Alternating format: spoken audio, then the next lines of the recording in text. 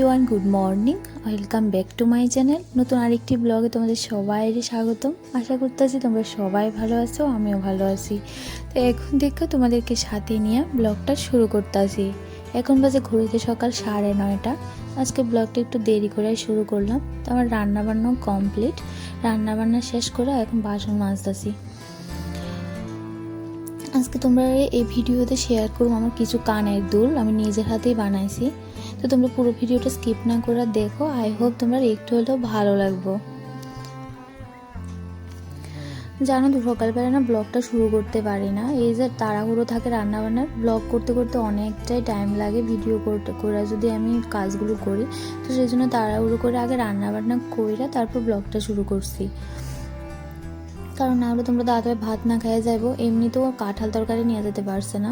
আজকে রান্না করছিলাম হচ্ছে কাঁঠাল তরকারি, মানে কাঁচা কাঁঠাল পাঠাচ্ছিল পরশু দিন আমার শাশুড়ি মা বাড়ির থেকে।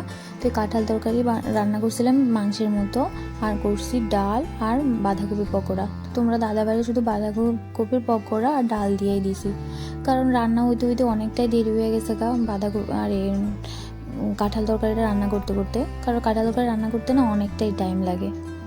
তো সেই জন্য এইভাবেই দিয়ে দিছি। তো আমি যদি ভিডিও করতে করতে রান্নাগুলো করতাম তাহলে মনে হয় ভাতও নিয়ে যেতে পারতো না। তো সেই জন্য ব্লগটা শুরু করতে একটু দেরি হয়ে গেছে তো রান্নাবান্নার শেষে এখন বাসনটি মাজতেছি। বাবান খেলতেছে বাইরে। আর আজকে না সকালবেলায় যখন মারে ফোন করছিলাম, মা এমনিতেও যেহেতু ভ্রমণ করতে আছে সবাই মিলে, সবাই একসাথে আছে, তো ফোন কমই করতে পারে। কারণ রাত্রেবেলায় কালকে নাকি ভোর 4টার সময় ট্রেন থেকে নামছে। কালকে মনে হয় এলাহাবাদ গেছে। তো যাই হোক, ওইখানে গেছে কারণ আজকে বাবার অস্থি দিব। সকালবেলা ফোন করছি, মার মনে হয় শরীরটা ভালো নয়, কথাগুলো জানি কেমন করতে আছে, মানে আমার বুঝতে দিতে আছে না। তো আমি তো কথার আওয়াজ শুনে বুঝে গেছি তো মারা বারবার জিজ্ঞেস করানোর পর মা কইতেছে কালকে নাকি আবার জ্বর, আর আবার বলতে মার কিছুদিন আগে একবার জ্বর আর পেট খারাপ হয়েছে, তো কালকে আবার। তো শেষমেশ মাকে ডাক্তারই দেখাইতে লাগছে। তো ওইখানে ডাক্তার দেখাইছে। তো মা পরে বারবার জিজ্ঞেস করানোর পরে কথাটা কইছে আর কি। তো আমার তো প্রচণ্ড মন খারাপ হয়ে গেছে কারণ বাবু না মানে অস্থি দিতে যাইবো আমার ঠাকুমার মানে পিণ্ড দিতে যাইবো আর কি বাইরে। তো যাওয়ার আগে কিছুদিন আগে বাবা মারা গেছে। সেই জন্য মানে খুব মারে বারবার আমার ইচ্ছে করতেছিল না দেওয়ানের, মানে বারবার একটা ভয় কাজ করতেছিল। তো মা যখন কিছু অসুস্থ, আমার মানে সকালবেলা কেমন জানি লাগতেছে, তো বারবার মানে ফোন না করে আমার আর ভালো লাগতেছে না। তারপর ছোটো পিসিরে ভিডিও কল করছি, ছোটো পিসি দেখি ফোনই উঠাই যাচ্ছে না। তো আমার তো আরও ভয় লেগে গেছে তো তারপর ফোন আবার করছে। তো মারা দেখানোর পরে একটু রিল্যাক্স হয়েছি আর কি। মানে অসম্ভব কেমন জানি একটা লাগতেছিলো। তোমরা দাদা ভাইরে কইতেছি মা কি জানি ফোন ধরতেছে না, ছোটো পিসি ফোন ধরতেছে না, মার মনে হয় বেশি শরীর খারাপ, মানে এমন লাগতেছে আর কি। আজকে কয়বার যে মারে ফোন করতেছি কিছুক্ষণ পরই, মানে মন থেকে মানে কেমন যেন একটা লাগতেছে, যেই কিছু শরীরটা ভালো নাই আর কি। আর আরও আজকে বাবুর যেহেতু মানে অস্থিগুলো জলের মধ্যে দিব, তো স্নানও করতে লাগবো। ওই জলের মধ্যে স্নান করলে তো আরও ক্ষতি হইব। তো সেই জন্য ভাবছিল মানে যিনি নিয়ে গেছেন উনি কইছিল একদম সকাল সকাল মানে দিয়ে আইবো আর কি অস্থি। তো মার যেহেতু জ্বর, তো একটু দেরি করে বাইরেছে সবাই মিল্লা। তো রান্নাবান্না কমপ্লিট করে তারপর এখন ঘরটা গুছাইতে আইছি। মাঝে না আমি পকোড়া বানাইছিলাম না, কারণ দেখবা পকোড়া না গরম গরম ভাতের সাথে ভালো লাগে। তো যখন ভাত খাইতে বসি, তো কিছুক্ষণ আগেই পকোড়াটা বানায় ভাত খাইছি। তো ভাতটা খায়া এখন অন্য কাজটি করতেছি। মাঝে বাবানরাও খাওয়াইয়া দিছি। আর দিদিভাই তো তোমরা কইছি, ওই দিদিভাই দেরি করে উঠে, দিদিভাই মাত্র টিফিন খাইছে, ও ভাত খাইতে খাইতে আরও দেরি আছে। আজকে কীভাবে যে বেলা হয়ে গেছে বুঝতেই পারতেছি না। এত সকাল সকাল উঠেও মনে হইতেছে যেন কাজগুলো শেষই হইতেছে না। এখন মনে হয় প্রায় 11:30 বাজে। সকাল থেকে যে কাজ শুরু করছি, একটু বইছিও না, তারপরেও এখনও কোনো কাজ হয়েছে না। মাত্র রান্নাঘরে রান্না বান্না হয়েছে, রান্নাঘরের সমস্ত কাজ হয়েছে। এই যে এই ঘর ঝাড়ু দেওয়া, সমস্ত কিছু মোছা, তারপর জামা কাপড় ধোয়া, কিছুই হয়েছে না। সকাল থেকে একটু পর্যন্ত বইছি না, অনবরত শুধু কাজই করে যাইতেছি। আবার মাঝে গেছিলাম একটু দোকানে একটু দরকার আসলো। তারপর আবার দাদার বাড়িতে গেছি একটু কাঁঠাল তরকারি নিয়ে। ওইখানে প্রায় আধ ঘন্টার মতো লাগছে। দোকানে গেছি, তারপর দাদার বাড়ি গেছি। আর নাহলে একটু বইছি না আমি, তবুও কেমনে যে সময় জায়গা বুঝাই যায় না। এখন মনে হয় প্রায় 11:30 পৌনে 12টা বাজে গেছে গা। তো আজকে 2-3 দিন হয়ে গেছে কি এটি মুছতেছি না, তো কেমন জানি একটা গ্লাসের মধ্যে দাগ পড়ে যাচ্ছে গা। আর বাবান যা দুষ্টামি করে গ্লাসের সামনে যায় শুধু মুখ লাগে কথা করবো, দুষ্টামি করবো, হাত দিয়ে ধরবো, আর গ্লাসটির মধ্যে না কেমন ঝাপসা দাগ পড়ে যায় গা।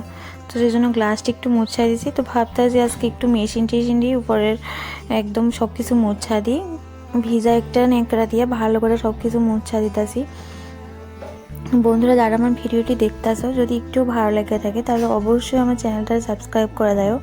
অবশ্যই আমার ভিডিওতে লাইক কমেন্ট করতে ভুললো না, কারণ তোমরা একটা লাইক আমার ভিডিওটারে অনেকজনের মাঝে পৌঁছায় দিতে সাহায্য করব।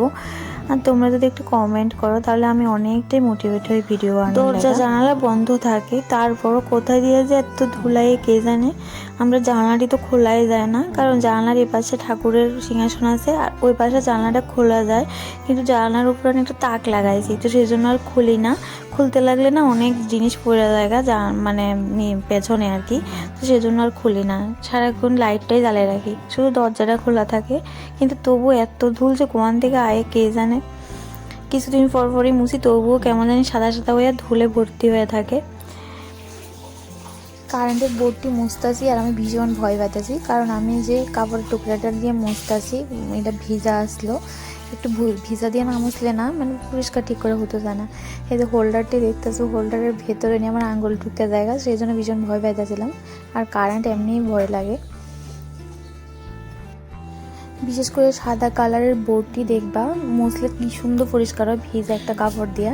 এই যে দেখো মুছতেছে কি সুন্দর পরিষ্কার হইতেছে। আর নাহলে না ওই যে হাত দিয়ে ধরতে কেমন যেন একটা দাগ পড়ে থাকে কালো দেখতে কেমন লাগে। তো মুছে দিলে তো ভালো, আর কিন্তু ভয় লাগতেছে ভিজা নেকড়া দিয়ে যেহেতু মুছতেছে সেই জন্য আর কি।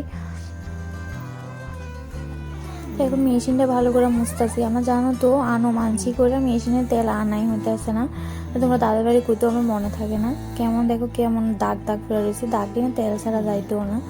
আর মানে আলসিমি করে না মেশিনে বইও না। আমার অনেক জিনিস সেলাই করার আছে, অনেক জিনিস পড়ে রয়েছে। কিছুদিন আগে একটা প্যান্ট কিনছিলাম, প্যান্টটা না অনেক বড় হয়, যে কাইটটা রেখে দিয়েছি এটাও সেলাই করি না। তারপর কিছুদিন আগে একটা কুর্তি লয়েছিলাম, তো কুর্তিটাও না একটু ঢিল হয়, কুর্তিটা একটু খাপামো ভাবছি, কিন্তু এই যে খাপাম করে আর খাপাই না। তো এমন করে অনেক জিনিস পড়ে গেছে, মানে আজকে করুম কালকে করুম করে আর মেশিনে বওয়াই হয় না। আর আমার বাবা না দেখো মেশিনের যে ইয়ের মধ্যে চাকার মধ্যে ফিতাটা লাগাই, ফিতাটা খুললা লাইছে। বাবা না লাগেও কিছু রাখন যায় না, বমিন খুললা লাই, বমিনের ভেতরে সুতা খুললা লাইব। বাবার মেশিনের ভেতর কোথায় কি আছে সব জানে। একদিন দেখছে ও আমি বমিন খুলছি ভেতর থেকে, ও না এখন নিজে বমিনটা খুললা ভেতরে সুতা লাগায় বমিনটা লাগাই দেয়। মানে ওরে এখন কইতে লাগে না। ওই দিন নিজে খুললা বা দেখি কিরে আমি বমিন কই ওরে জিজ্ঞেস করতেছি, ও কইতেছে মা আমি মেশিনের ভেতরে আবার লাগিয়ে দিয়েছি।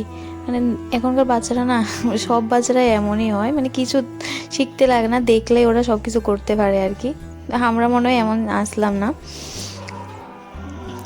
আর অসম্ভব দুষ্টামি করে আমার বাবা। আর পাশের বাড়ির বাচ্চাটাও দেখবা, দুই দুষ্ট একসাথে হলে যা হয় আর কি, যে অসম্ভব মারামারি, শুধু ধাক্কি আর চিৎকারে তুমি ঘরেই থাকতে পারতা না, এত জোরে চিৎকার করবো। কারণ আমার বাবারও দুষ্ট, ওই বাচ্চাটাও দুষ্ট, তো দুই দুষ্ট একসাথে হলে যা হয় আর কি। কে যে দেখো মারামারি শুরু হয়ে গেছে গা। খেলতে না একজন আরেকজনের মানে মায়েরা কান্নাকাটি শুরু করে দিছে। তারপর ওই বাচ্চাটারে পাঠিয়ে দিছি ঘরে। আর এমনি তো বাবানেরও স্নান করামু, তো বাবানা অসম্ভব কান্নাকাটি করতেছিল এই যে বাইরে যাওয়ানোর লেগে, তো খাটে বসাই দিছি। কিছুক্ষণ বকাবকি করার পর তো এখন চুপচাপ বয়া রয়েছে, আঙুর ফল দিয়ে বয়া দিছি, আঙুর ফল খাইতেছে এখন। তো আমি ঘরটা ঝাড়ু দিয়ে তারপর বাবানরে স্নান করামু। এখন মনে হয় প্রায় 12:30 বাজে গেছে গা। আজকে অনেকটা লেট হয়ে গেছে গা, ঘুম পাড়াইতে প্রায় 1টা বাজে যাবো গা। এমনিতে বাবানের প্রায় 12টার দিকে ঘুম পাড়ায়। আমার এই বারান্দা জায়গাটা দেখলে কেউ কইতো না যে আমি ঝাড়ু দিছি সকালবেলায় একবার ঝাড়ু দিয়ে রাখছি, তো আবার যে সেই এক অবস্থা। যতই ঝাড়ু দিই না কেন কিছুক্ষণ পরে 1 ঘন্টা 1 ঘন্টা পরে পাতা পড়ে, নন স্টপ পাতা পড়তে থাকে। একটু বাতাস বইলেই পাতা পড়া শুরু হয়। তো আমি শুনছি মানে কিছু এটা না মানে গাছটার সব সময় দেখি পাতা ঝরে, কিছু গাছ আছে দেখবা শীতকালে পাতা ঝরে, কিন্তু এটা দেখি নন স্টপ সব সময় সব কালেই পাতা ঝরা শুরু হয়। আর যেহেতু গাছটা না একদম আমরা ঘরের পাশেই, তো সেই জন্য আরও বেশি, অনেক বড় গাছ, তো বাতাস হইলেই পাতা ঝরা শুরু হয়। তো আবার বিকালবেলা ঝাড়ু দেবো, কিন্তু সেই আবার আগের মতোই অবস্থা থাকবো। কেউ দেখলে কইতো না যে ঝাড়ু দিছি, করবো মনে হয় কয়েক মাস মনে হয় ঝাড়ুই দেয় না জায়গাটা।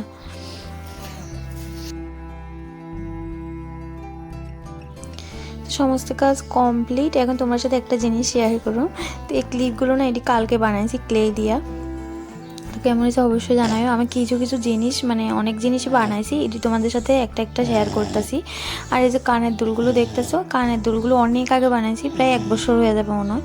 তো এটা ভাবতেছি, আমি কিছুদিন আগে একটা ফেব্রিক আনছিলাম, তো ফেব্রিক দিয়ে এই যে মাঝখানে জায়গাটা একটু করে অন্যরকম ডিজাইন করুম।